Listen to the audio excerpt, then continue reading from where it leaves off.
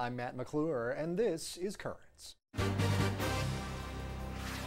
On the brink, State Senator Marty Golden and New York Conservative Party Chairman Michael Long join me to talk about a pending vote on same-sex marriage in the state Senate. It's going to be cause an economic crisis, and it is going to cause havoc in our schools, and it ultimately will cause havoc in the synagogues and the churches throughout the state of New York. Plus, a rally for traditional marriage in Manhattan will take you there. Marriage is between one man, one woman. And it's a celebration of Flag Day in Astoria, Queens. What this flag represents is freedom to our country. And if we didn't have this kind of freedom, we would not be able to practice our religion and participate in the world the way we do. Well, good evening. Thanks so much for joining us tonight. The battle over marriage continues to brew in New York, and the state is as close as it has ever been to granting same-sex couples the legal right to tie the knot. Governor Andrew Cuomo introduced the Marriage Equality Act to the legislature just this afternoon. Now, on Monday, 4 state senators, 3 Democrats and 1 Republican, changed their minds, and now they say they will vote yes when and if that bill comes up for a vote. All 4 voted no last time the bill came up in 2009. In the wake of these high-profile defections, Governor Andrew Cuomo is now only 2 votes shy of the 32 he needs to pass the measure in the Senate and make New York the 6th state in the country to grant same-sex marriage. Yesterday, Rockville Center Republican and Senate Majority Leader Dean Skelos said that same-sex marriage would be discussed this morning during a closed-door session with Senate Republicans. Well, I had a chance to speak with Republican State Senator Marty Golden today, shortly after he left the strategy session. Senator Golden, thanks so much for joining us today here on Currents. Really appreciate your time, sir. You're quite welcome, Matt. Thank you. Well, tell us a little bit about, I understand that there was a kind of a strategy session or a closed-door conference that happened this morning, but same-sex marriage, I don't believe, was on the agenda as what was talked about.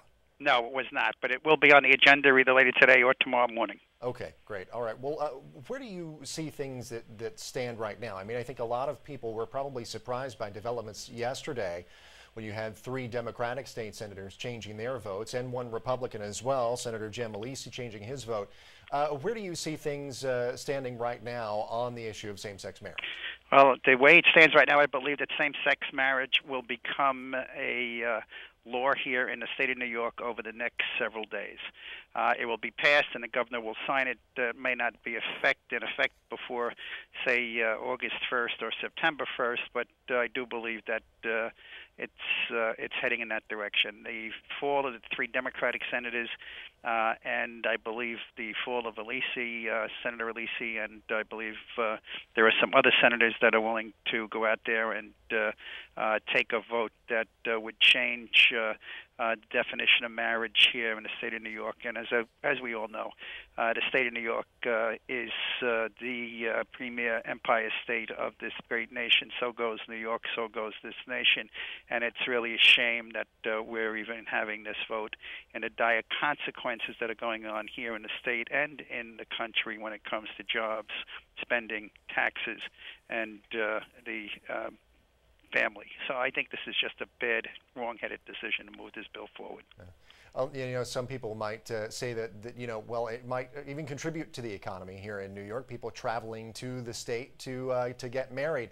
What's the other side of that? What sort of economic things are, you know, might be detrimental to the state if this becomes law? Well, you have a number of Catholic hospitals and social service agencies that will not do same-sex benefits and would be forced to be denied government contracts and grants and other funding. Religious colleges that allow for housing of married students. Religious individuals who run the businesses such as weddings, Sure. photography, florists, banquet halls, bed and breakfast, they would be sued.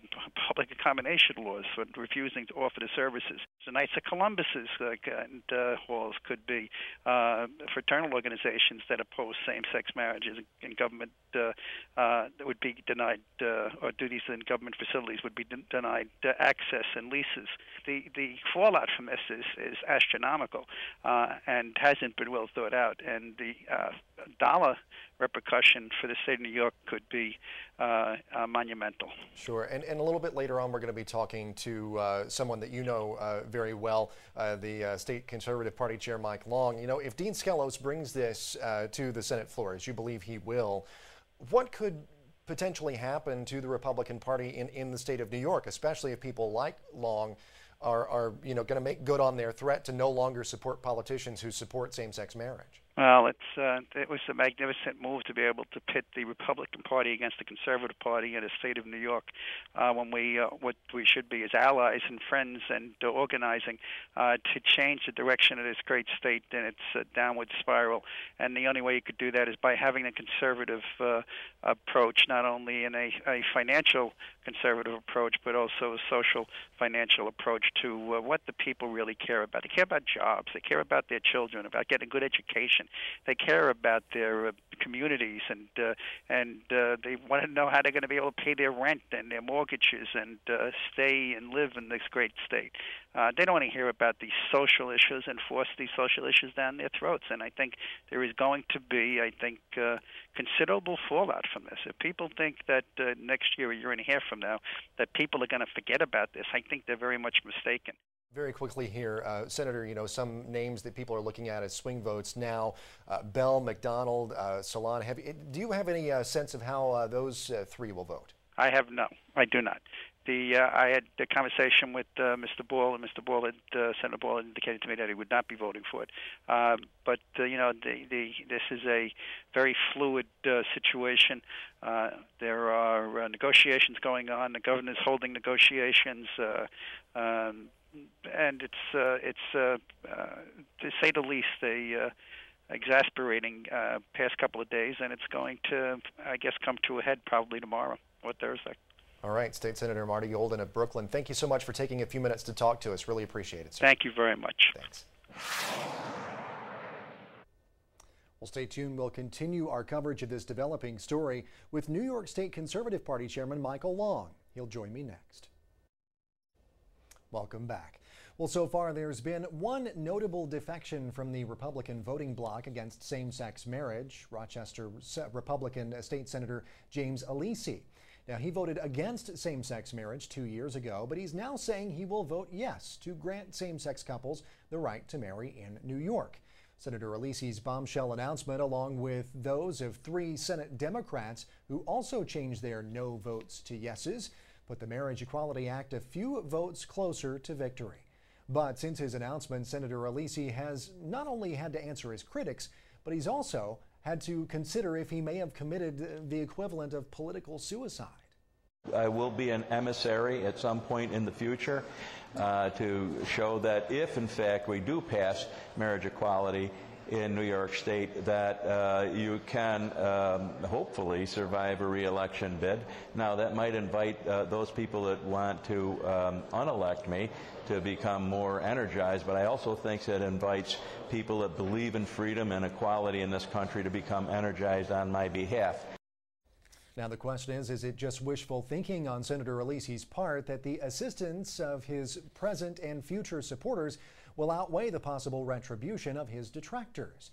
Well, I had a chance to sit down today with Michael Long, chairman of the New York State Conservative Party, who has made no secret of the Conservative Party's intent to withdraw their support from any Republican who votes for same-sex marriage.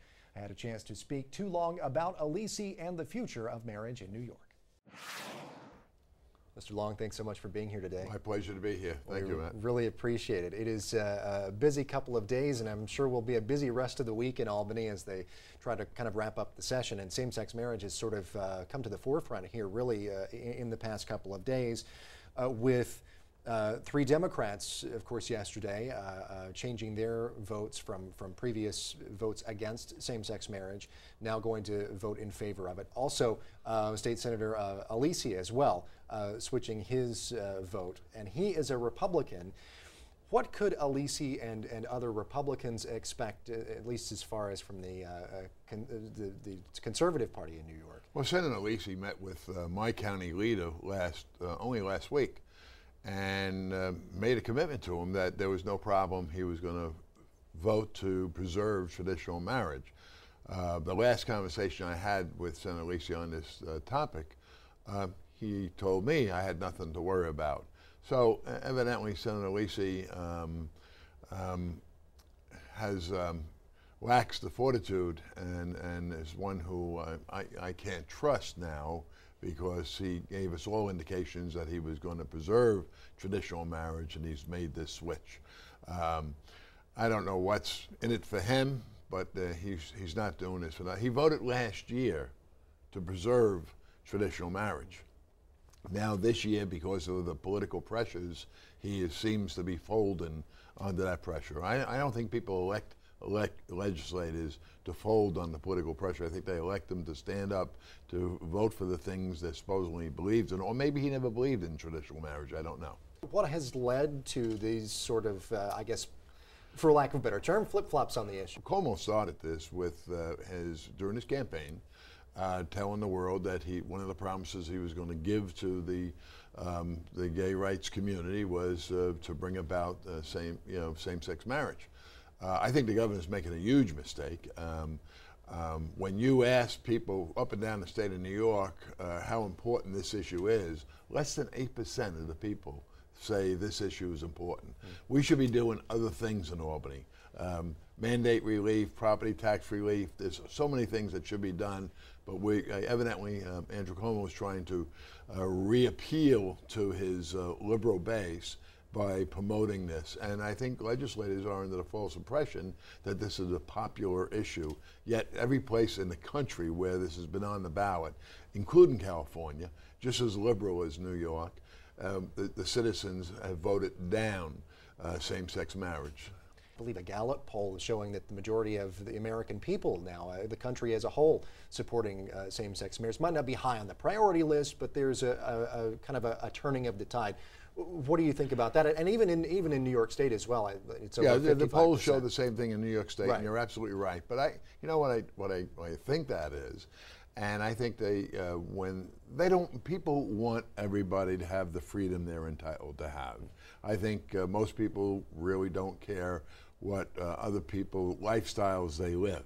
If they understood that small businesses, if this law passes, are going to have to give benefits to people who have claimed to have partners. It's going to be cause an economic crisis, and it is going to cause havoc in our schools, and it ultimately will cause havoc in the synagogues and the churches throughout the state of New York, because the next day, if someone happens to be an employee of one of the churches or synagogues and that person has a partner, the churches or the synagogue is going to be forced to pay the benefits of the lifestyle that really is not approved by the synagogue or the church. Sure. Will it come for a vote?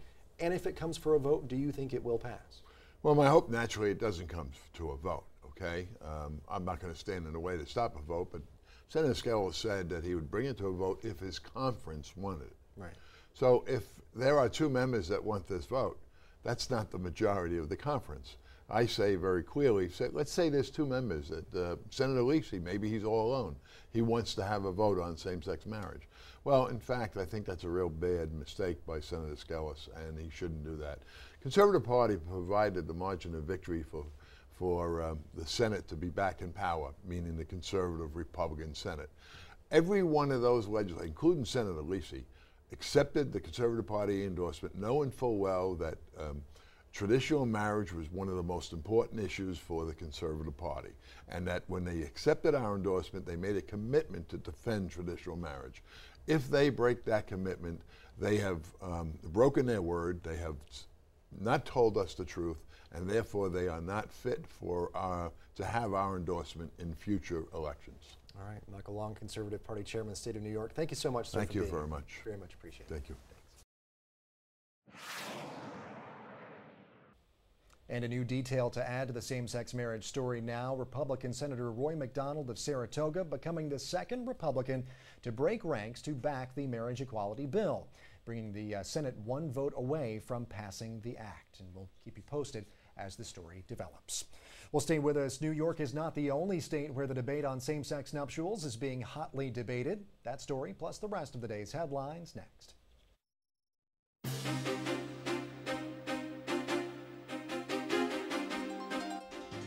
Welcome back to Currents. I'm Matt McClure. Coming up in just a bit, a Queens parish celebrates Flag Day.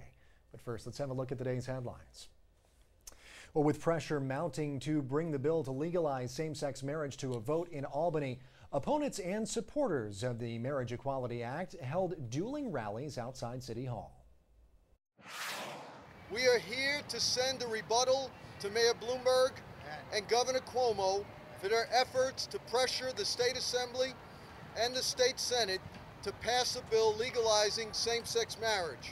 We believe all the sociological data points to the fact that a child needs a committed man and a committed woman in marriage in order for them to have a healthy emotional life, physical healthy life, and also financially. We respect the right of people to do what they want in private, but because marriage is a public institution governed by the state, its redefinition affects us all. So it's not just something private. Since there's a rally against the Marriage Equality Act, this is a rally for the Marriage Equality Act. People can believe in religion and people can go to church, and that's a personal choice for them. But when it comes to our government gives every citizen civil rights, equal rights, and we believe in equality. Marriage is between one man, one woman. We're not here to bash anyone of the gay community, no way, shape, or form. We're here that we trust that marriage ordained by God, He is our creator, ordained by God, and for the best type of society, we need marriage between one man and one woman. We want to urge Majority Leader Dean Skelos, instead of allowing this to come to the floor for a vote, to instead propose a bill that has a referendum where everybody, all the people have a chance. So this way we know that we're not being hijacked by politics, by money, and special interest groups.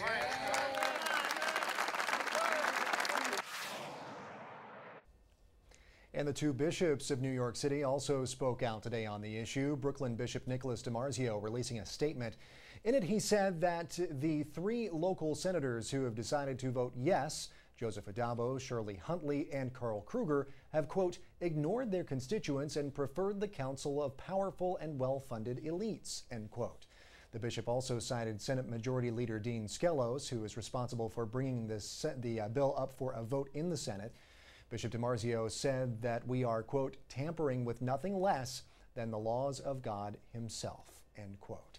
New York Archbishop Timothy Dolan weighed in on same-sex marriage on his blog this morning. He wrote that for those who oppose legalizing same-sex marriage, it's not about denying rights. He says it is about upholding a truth about the human condition. Well, meanwhile, a judge in California is refusing to invalidate a ruling last year that declared Proposition 8, which defines marriage as between a man and a woman, as unconstitutional. Backers of the measure argued that the previous judge's ruling should be tossed out because that judge later revealed that he was in a same-sex relationship. Now, back in April, a spokesman for the Human Rights Campaign, which advocates for same-sex marriage, accused Prop 8 backers of grasping at straws because they did not like the outcome. Well, the Prop 8 backers said that the judge being in a same-sex relationship posed a conflict of interest because he stood to benefit if same-sex marriage was allowed. In another story that shows no signs of going away, now the Anthony Weiner scandal. One of the most prominent Protestant leaders here in the U.S. is offering Weiner some advice. Southern Baptist Theological Seminary President Albert Mohler tweeted over the weekend, quote, "Dear Congressman Weiner, there is no effective treatment for sin, only atonement found only in Jesus Christ," end quote. Weiner has taken a 2-week leave of absence from Congress to seek treatment and is reportedly mulling a resignation. Well, Election Day may be more than a year away, but 7 candidates hoping to face off with President Obama in 2012 converged on New Hampshire for the second GOP debate last night. And while the economy dominated the discussion, the candidates also had an opportunity to talk about social issues. Former Pennsylvania Senator Rick Santorum saying that he's taken bullets over his opposition to abortion. A lot of folks run for president as pro-life, and then that issue gets shoved to the back burner. I will tell you that the issue of pro-life, the sanctity and dignity of every human life, not just at birth, not just on the issue of abortion, but with respect to the entire life, which I mentioned welfare reform and the dignity of people at the end of life. Those issues will be top priority issues for me to make sure that all life is respected and held with dignity. Other candidates also touted their pro-life credentials, with Minnesota Congresswoman Michelle Bachmann saying she is 100% pro-life and saying that she's given birth to 5 children and fostered 23 more.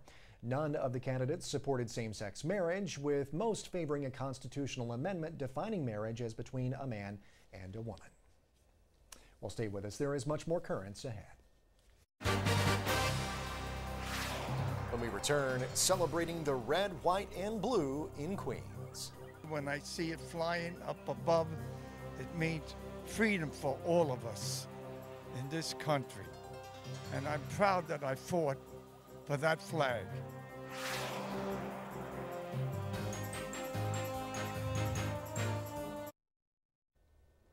And finally tonight, there is no way that you could be blamed if, with all of the news about the impending same-sex marriage vote and the ever-developing misfortune of New York Congressman Anthony Weiner, you forgot today is Flag Day. Indeed, there is more going on in New York besides politics today. And while Flag Day, which celebrates the day that the official American flag we know and love was adopted, might not get as much attention as, say, Veterans Day, Memorial Day, or even Independence Day, it is a bright star in the pantheon of special days set aside to honor our country and to remember those who fought for our freedoms and continue to do so today. Well, one place where Flag Day topped the headlines today was Immaculate Conception School in Astoria, Queens. Politicians, local celebrities, and soldiers mixed among the students as they celebrated, for the 12th year in a row, their annual homage to the red, white, and blue.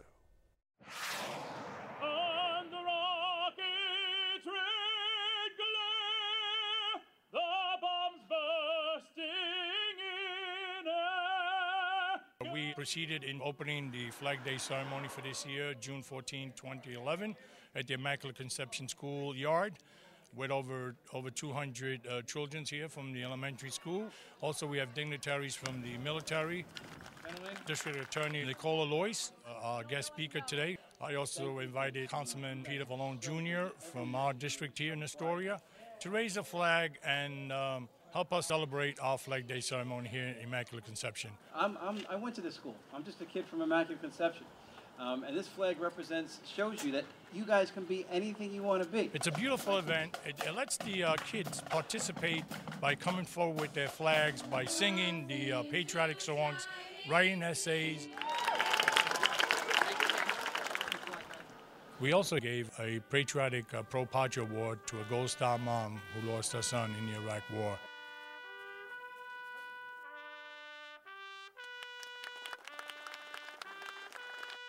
What this flag represents is freedom to our country.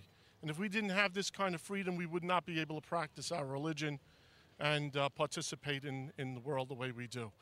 It's a very exciting day for everybody here, especially to see the veterans that are here.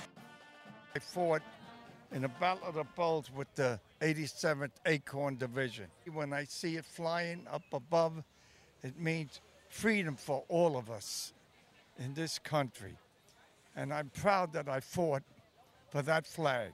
We see flags everywhere on a daily basis, and although we may pledge allegiance or sing the national anthem, I think we take for granted what the flag actually stands for. The flag represents the country, and as such, it represents a living thing. But you're not dying for the flag, you're standing up for the ideals that the country represents.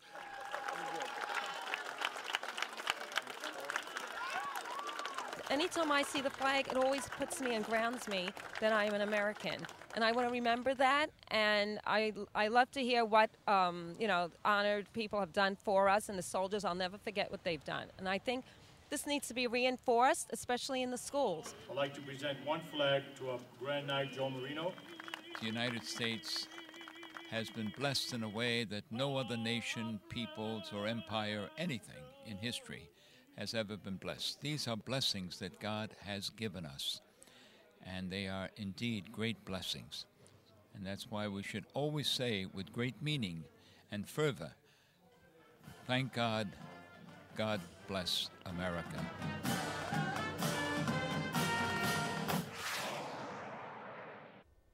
And a great day to celebrate the red, white, and blue. Well, that is it for this edition of Currents. Now, be sure to stay tuned to our show here each night, 7:30, 11:30, as well here on NET for our continuing coverage on the countdown to a vote on same-sex marriage in New York.